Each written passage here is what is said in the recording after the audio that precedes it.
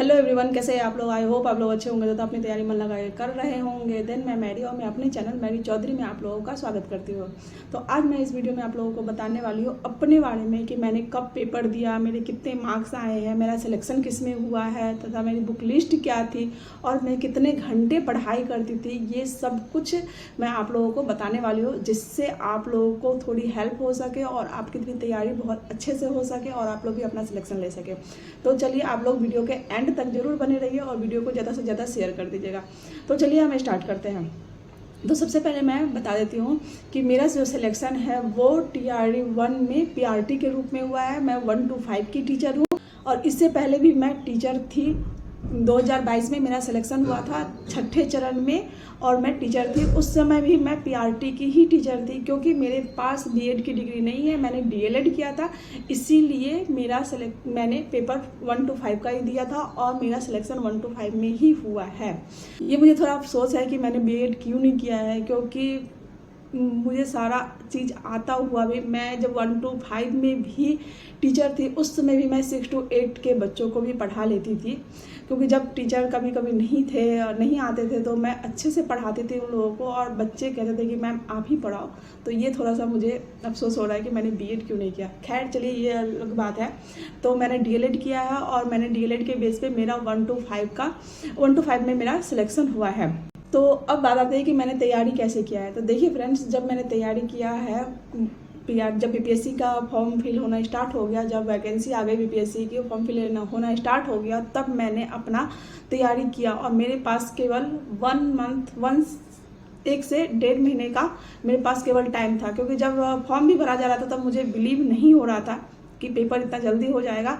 और मैंने जून के लास्ट में मैंने फॉर्म फिल किया था और अगस्त में हम लोग का पेपर हो गया था। तो मैंने उस समय अगस्त में पेपर दिया था। तो मेरे पास 1 से 1.5 महीने का समय था, उसी में मैंने अपनी तैयारी करी थी।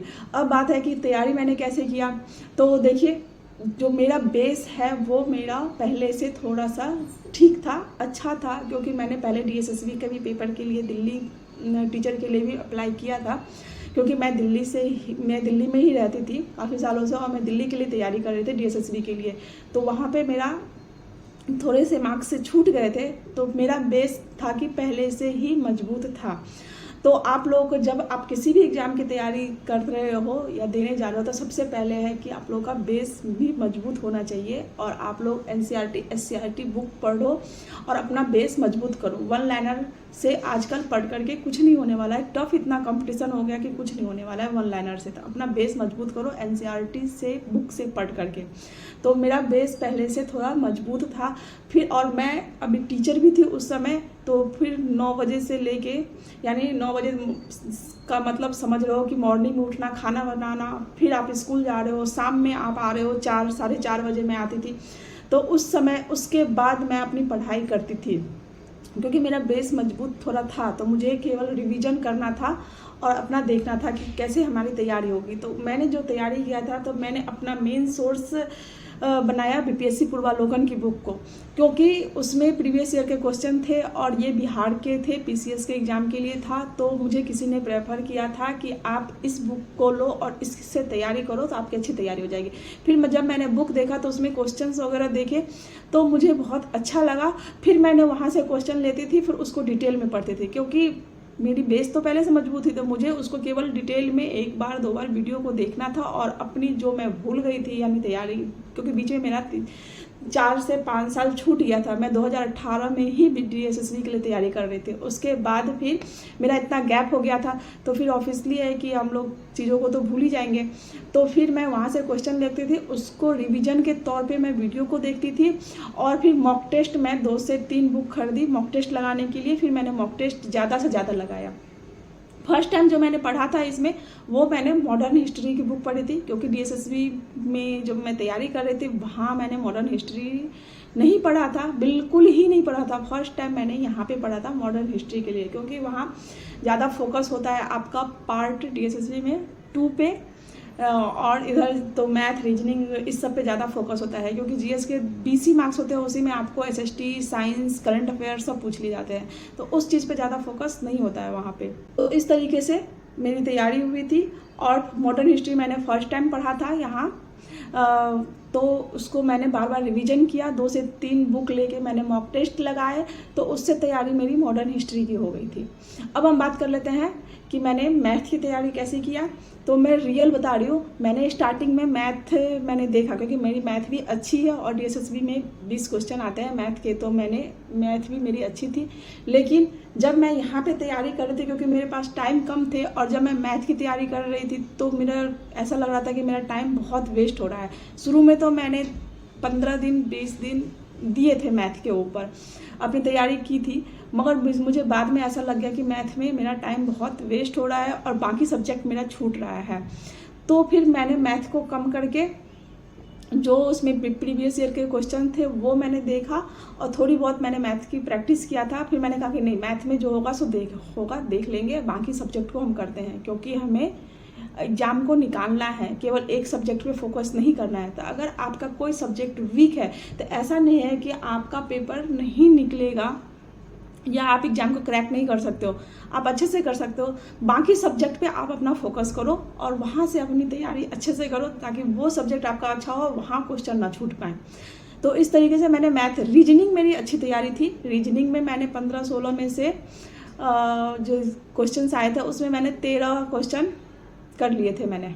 तो रीजनिंग 12 से 13 क्वेश्चन मैंने कर लिए थे, तो रीजनिंग मेरी अच्छी थी, तो वो मेरा मार्क्स से उठा दिया। मैथ्स में मैंने नहीं किया, और जब मैं मैथ का पेपर भी दे रही थी, जब एग्जाम हॉल में बैठी थी, तो मैंने मैथ को सबसे लास्ट में लिया, क्योंकि मुझे पता है मैथ बहुत टाइम लेता है और जब आप मैथ में इतने अच्छे नहीं हो तो फिर मैथ को आप स्टार्टिंग में कभी भी टच मत करना, क्योंकि वो आपका पूरा टाइम ले लेगा, फिर बाकी सब्जेक्ट के लिए आपके पास टाइम नहीं रहेगा। ये आपको पहले से माइंड सेट करके एग्जाम हॉल में जाना है कि आपको कौन सा सब्जेक्ट पहले उठाना है। जो आपकी अच्छी तैयारी हो वो सब्जेक्ट आप पहले उठाओ, जो आपकी कम तैयारी हो वो सब्जेक्ट को आप बाद में करो, स्किप कर दो, क्योंकि जब आप उस सब्जेक्ट को करते हो तो आपको आता हुआ क्वेश्चन भी सारा छूट जाता है। इसीलिए तो मैंने ये डिसाइड कर लिया था कि मैंने मैथ मुझे सबसे लास्ट में करना है, तो मैंने मैथ को सबसे लास्ट में ही लिया था। बाकी तब तक मेरी सब्जेक्ट अच्छी हो गई थी, मैंने पूरे कर लिए थे क्वेश्चन। जब मैं क्वेश्चन देख रही थी तो मुझे उसी समय बहुत कॉन्फिडेंस आ गया था कि हाँ, मेरी तैयारी है और मेरे क्वेश्चन अच्छे जा रहे हैं, मैं कर लूँगी क्रैक इस एग्ज़ाम को। तो इस तरीके से आप लोग अपनी तैयारी करो। तो मैथ और रीजनिंग मैंने बता दिया। आप लोग प्रीवियस ईयर का क्वेश्चन जितने भी है उसको कम से कम, जिसकी मैथ अच्छी नहीं है कम से कम आप लोग प्रीवियस ईयर का क्वेश्चन जितने भी है उसको आप प्रैक्टिस करो, उसी से आपकी मैथ अच्छी हो जाएगी।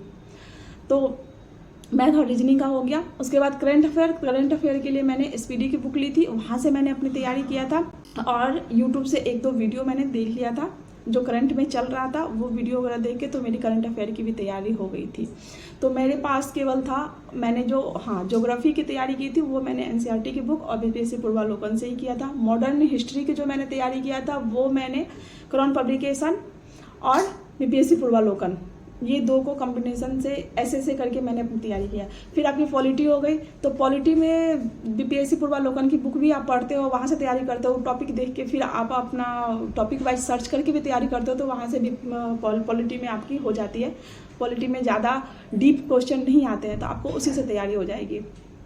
मैथ और रीजनिंग का मैंने बता ही दिया है। साइंस रह गया, तो साइंस के लिए मैंने देखे थे सारे, आपको फिजिक्स आती है, केमिस्ट्री आती है, बायो आते हैं, तो फिर मैंने ये BPSC पूर्वालोकन से ही टॉपिक उठाए थे और वहाँ से मैंने, क्योंकि मेरे पास टाइम नहीं था कि मैं NCERT 6 to 10 तक का पढूँ सारा पूरा डिटेल में, और मैंने बताया कि मेरा फिर पहले से भी थोड़ा बेस था, मजबूत था, तो मैंने वहाँ से टॉपिक उठाए और उस टॉपिक के छोटे साइंस में मैंने नोट्स भी बनाए थे, छोटे नोट्स बनाती गई। जो टॉपिक मुझे लग रहा था कि यहाँ से क्वेश्चन आने वाले हैं, जैसे कि ब्रेन हो गया, आई हो गया, ईयर हो गया, और बायोलॉजी के बहुत से है चैप्टर, तो मुझे लग रहा था कि यहाँ से क्वेश्चन आएंगे, तो मैंने उसको फिर डिटेल में पढ़ा और 3 से 4 बार उसको रिवीजन करते गए। रिवीजन आप लोग का मस्ट है।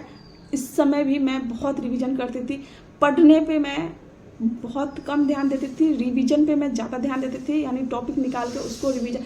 मैं ये सोचती थी कि मैं थोड़ा ही पढूँ मगर मैं अच्छा करके आऊँ कि जिससे मेरा एग्जाम क्लियर हो जाए। तो बस ये मेरी बुक लिस्ट है। उसके बाद EVS, तो EVS आपको ऐसी साइंस और ज्योग्राफी की तैयारी करते हो, उससे आपकी EVS की तैयारी हो जाती है। तो इस तरीके से मैंने अपनी तैयारी किया और मैं जॉब में होते हुए भी मेरा सिलेक्शन हो गया, क्योंकि आप पता है कि फर्स्ट टाइम जब TRE 1 निकला था तो इतना ना आपको सिलेबस का पता था, कहाँ से क्वेश्चन पूछे जाएंगे कुछ भी नहीं पता था।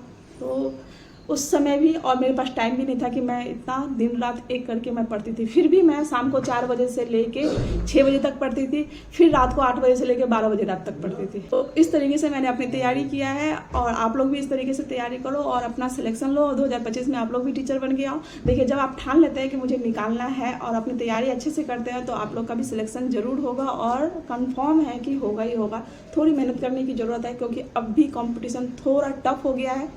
तो कोई नहीं, टफ होता है तो उसी कंपटीशन जितना बढ़ता है हम उस लेवल पे पढ़ते भी है उतना ही।